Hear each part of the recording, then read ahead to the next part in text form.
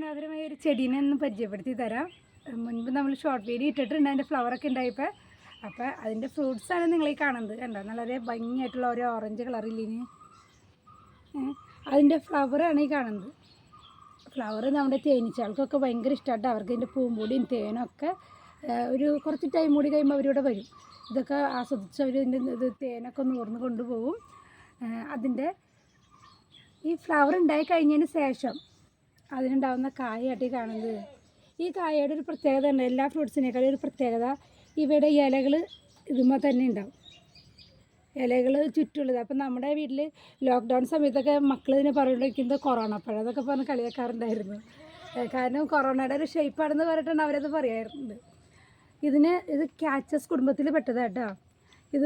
ഇതിൻ്റെ ഇലകളിലൊക്കെയാണ് വെള്ളം സ്റ്റോർ ചെയ്യുന്നത്. അതുകൊണ്ട് തന്നെ ഒരുപാട് വെള്ളമൊന്നും ഈ ചെടിക്ക് ആവശ്യമില്ല കേട്ടോ. അത്യാവശ്യം നമ്മൾ കുറച്ചേ കൊടുക്കാറുള്ളൂ. ഇതിൻ്റെ ഉത്ഭവം എന്ന് പറഞ്ഞാൽ തെക്കേ അമേരിക്കയിലാണ്. ഇതിപ്പോൾ കടൽ കടന്ന് നമ്മുടെ നാട്ടിലൊക്കെ വ്യാപകമായി തുടങ്ങിയിട്ടുണ്ട്. ഏറ്റവും എൻ്റെ ആകർഷക ഫ്ലവർ ആട്ടോ. ഫ്ലവർ ഉണ്ടാകുമ്പോൾ നിറയെ കൊലകുത്തി ഫ്ലവർ ഉണ്ടാകും. അപ്പോൾ മുകളിലൊക്കെ ഇപ്പോൾ നിറച്ച് ഫ്ലവർ ഉണ്ടായിട്ടുണ്ട്. ഈ ഫ്ലവർ കൊഴിഞ്ഞ് കഴിഞ്ഞാൽ ഭംഗി, ആ ഫ്ലവർ ഉണ്ടായാൽ അത് മൊത്തം ഇതുപോലെ കായ്കളായിട്ട് മാറും. ഇതിൽ വിറ്റാമിൻ സി ധാരാളം അടങ്ങിയിട്ടുണ്ട്. അതിൻ്റെ ഫ്രൂട്ട്സ് നമ്മൾ കഴിച്ചാൽ നമുക്ക് അതിൻ്റെ ഗുണമൊക്കെ നമുക്ക് കിട്ടും. ഇതിൻ്റെ ഇലകളൊക്കെ നമ്മൾ പായസം, സ്റ്റൂ അങ്ങനെയുള്ള കാര്യങ്ങളൊക്കെ ഉണ്ടാക്കുമ്പോൾ ഇടാറുണ്ട്. ഇത് ജ്യൂസായിട്ട് നമുക്ക് ഉപയോഗിക്കാം, അച്ചാറിടാം, അതുപോലെ നമുക്ക് വൈൻ കെട്ടാം. അതാണ് ലെമൺ വൈൻ എന്ന് തന്നെ പറയാറ്. ഇതിന് ടേസ്റ്റ് പറഞ്ഞുണ്ടല്ലോ, ചെറിയൊരു പുളിയും മധുരമൊക്കെ കൂടിയിട്ട് നമ്മുടെ തക്കാളിയിൽ ചെറുനാരങ്ങയുടെ ഒക്കെ ഒരു മിക്സ്ഡായിട്ടുള്ളൊരു ടേസ്റ്റാണ്. ഇത് പച്ചക്ക് കഴിച്ചാലും വളരെ ഗുണമാണ്. പുളിരസമാണെന്നുള്ളൂ. ഇതിൻ്റെ ഉള്ളിലാണെങ്കിൽ ഒരു വിത്ത് ഉണ്ടാവാറുണ്ട്.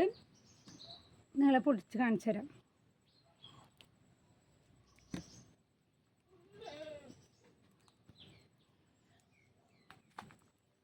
ഇതിൻ്റെ ഇലകളൊക്കെ ഇങ്ങനെ ചുറ്റുണ്ടായി നിൽക്കുന്നത് കാണാൻ ഭയങ്കര ഭംഗിയായിട്ടോ. നിറയെ ഇതിനകത്ത് വെള്ളം നിറഞ്ഞതിൻ്റെ വിത്ത് ഇതിനകത്തുണ്ട്.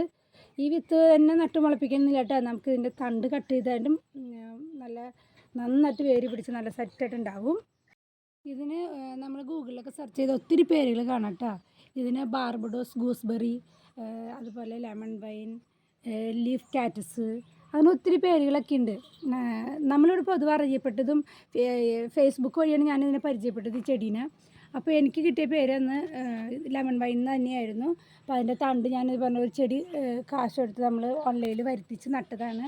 അപ്പോൾ ഇത് ആദ്യമായിട്ടുണ്ടായപ്പോൾ ഭയങ്കര അത്ഭുതമായിരുന്നു. നമ്മളുടെ ജീവിതത്തിൽ തന്നെ ആദ്യമായിട്ട് കണ്ടിട്ടുള്ളൊരു ചെടിയാണല്ലോ. അപ്പോൾ ഇതിൻ്റെ തൈയും ഒക്കെ ഞാൻ ഒരുപാട് പേർക്ക് മുളപ്പിച്ച് കൊടുത്തിട്ടുണ്ട്. എൻ്റെ ഫ്രണ്ട്സിനൊക്കെ ഞാൻ ഗിഫ്റ്റായിട്ട് കുറേ കൊടുത്തിട്ടുണ്ട്. അപ്പോൾ അവരുടെയൊക്കെ വീട് ഞാൻ അന്വേഷിക്കും. അപ്പോൾ അവർക്കൊക്കെ ഈ ഫ്ലവർ കാണുമ്പോൾ ഭയങ്കര സന്തോഷമാണ്. അപ്പോൾ ഇത് കഴിക്കാൻ എൻ്റെ കുട്ടികൾക്കൊക്കെ ഭയങ്കര ഇഷ്ടമായിട്ടാണ്. വെറുതെ പൊട്ടിച്ച് ഉപ്പ് കൂട്ടി ഇതിനാണ് ഭയങ്കര രസമാണ്. ഒത്തിരി പുളിയെന്ന് പറയാൻ പറ്റില്ല. ചെറിയ തക്കാളിയുടെയും ചെറുനാരങ്ങയുടെയും മിക്സഡായിട്ടുള്ളൊരു ടേസ്റ്റാണ് ഇതിന്.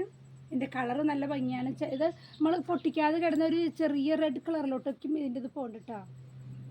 രണ്ട് തരത്തിലുണ്ടോയെന്ന് എനിക്കറിയില്ല. നമുക്ക് എങ്ങനെയുണ്ട്, റെഡ് കളറും കിട്ടണം, നന്നായിട്ട് പറിക്കാതെ കിടക്കണം. അപ്പോൾ ഭയങ്കര സന്തോഷമാണ്. ഇപ്പോൾ ഈ പ്രാവശ്യം നമുക്ക് വിളവെടുക്കാൻ നേരത്തെ തന്നെ ഒത്തിരി പൂവുണ്ടായിരുന്നു. അതനുസരിച്ച് ഒത്തിരി നമുക്ക് ലെമൺ വൈൻ ഉണ്ടായിട്ടുണ്ട്. ഇതെല്ലാവരും കൂടി ഇങ്ങനെ പഴുത്ത് കിടക്കുമ്പോൾ ആലോചിച്ച് നോക്കി, ഈ റെഡ് കളറിൽ ഇങ്ങനെ എല്ലാം കൂടി കിടക്കുമ്പോൾ ഭയങ്കര രസമായിരിക്കും. അപ്പം ഞങ്ങൾ വെയിറ്റ് ചെയ്യാണ്. അപ്പോൾ ഇതിൻ്റെ വിളവെടുപ്പ് നിങ്ങളെ കാണിച്ചു തരാം കേട്ടോ.